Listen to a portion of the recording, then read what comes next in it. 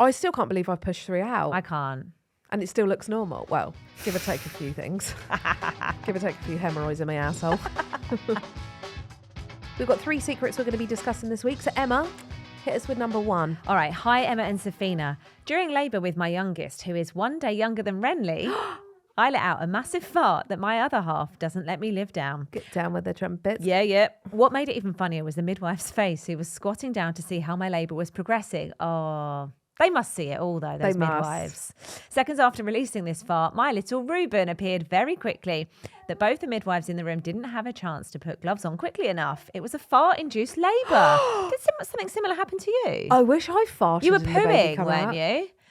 Weren't you pooing a lot in Renly's I labour? got diarrhea. I took too much lactulose, didn't I? And I got severe diarrhea. That's And I what said, I'm I'm either saying. going to shit myself or this baby's coming out. And then you shit the baby out really quick. I didn't shit on the bed. You didn't poo yourself? No, I didn't poo myself. Oh, wow, well done. No. She says, keep the podcast coming. I thoroughly enjoy it, Chloe. Oh, Chloe, I can't believe you farted out Reuben. What an absolute little delight. And he's a day younger than Renner. Oh, little Rubes. Congratulations. I know, I do love little Rubes. I like the name Reuben. I love the name Reuben. It's the name of a sandwich, isn't it? What? A Reuben sandwich. Is it?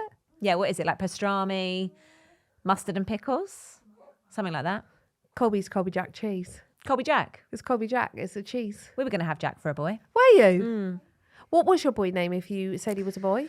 Ellis. We were I going to really have like Ellis. Ellis, yeah. Spelled Although the I Welsh grew up- way with 1 L. I grew up with a boy called Ellis and he was It's hard when you know someone with that, it's that really name, hard. isn't it? And I feel like I know so many people with so many names. We liked loads, to be fair, but Oh, here we are. here we are. Thank you, Chloe, and congratulations. God bless you, Chloe, and congratulations. And I hope Reuben's doing really, really well.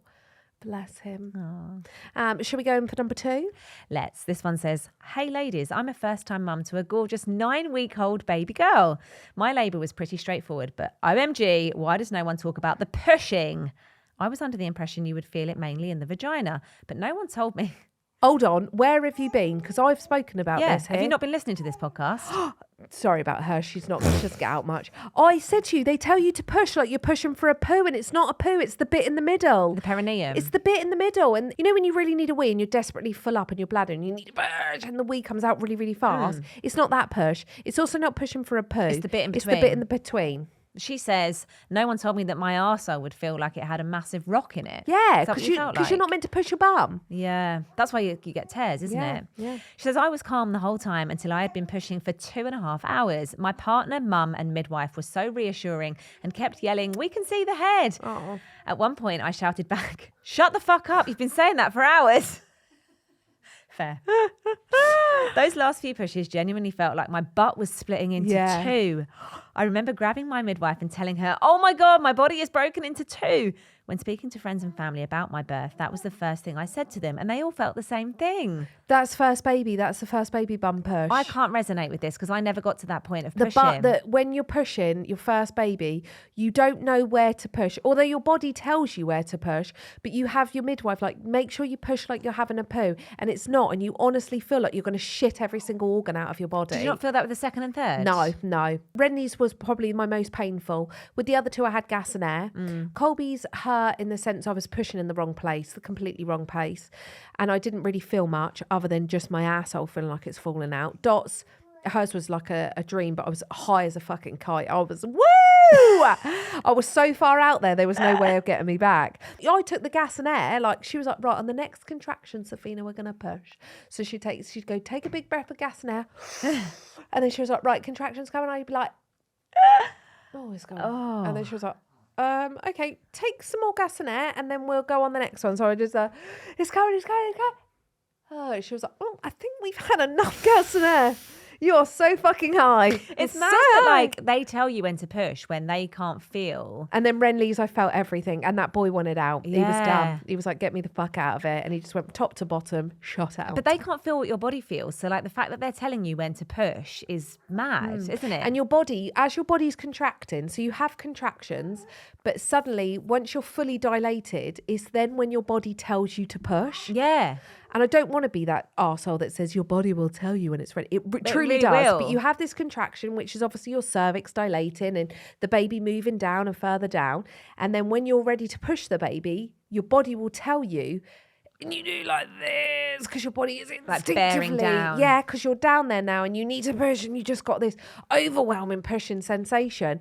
But the pushing comes and goes. So like the contraction, Like in you're waves. like, and then you let it go, and the pain stops, and the contraction comes, and you push. So your body is naturally doing it, whereas mine didn't. Renly was just, I was like, and it just wasn't stopping. I was like, it's coming. She was like, no, do me something. Yeah, because you knew what it was supposed to feel like. Third baby. I'd gone too far for gas and air. I'm kind of intrigued to like Give know what birth it's naturally. like. I'm going to have to do it again.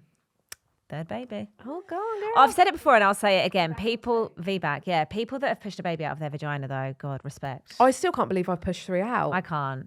And it still looks normal. Well, give or take a few things. Give or take a few hemorrhoids in my asshole. All right, ready for the last one? Yes.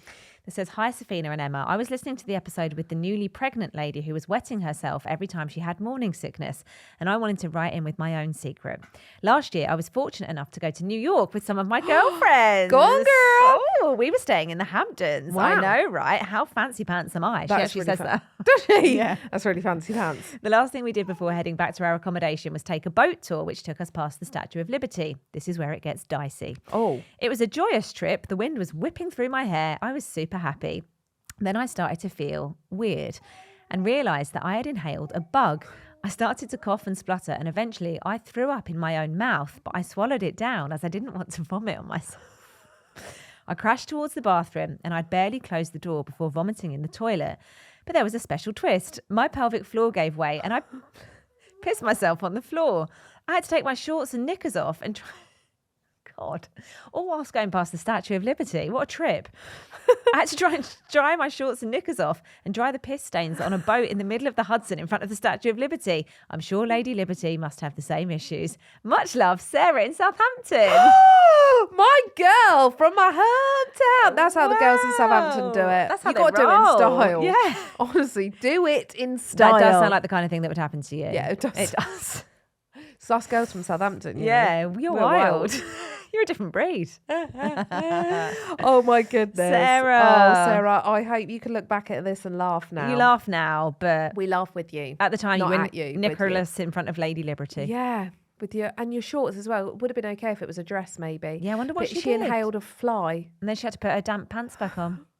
The smell of dry clothes and piss. Oh, It's not the one. bless her heart. Oh, well, thank you for that. Thank I you for literally sharing. love that had no involvement with any children either. No. Just send it. You don't even have to have children to listen No. to this podcast. Oh, It's free for everybody. wild. I want to do a girls' trip to the Hamptons. Can we do that? Secret Mum Club Live. Aim high. Who are we going to take? You and me. Yeah. Not the babies. You can't leave Sadie. She needs your boob. She can come. Fine. You can come, fine.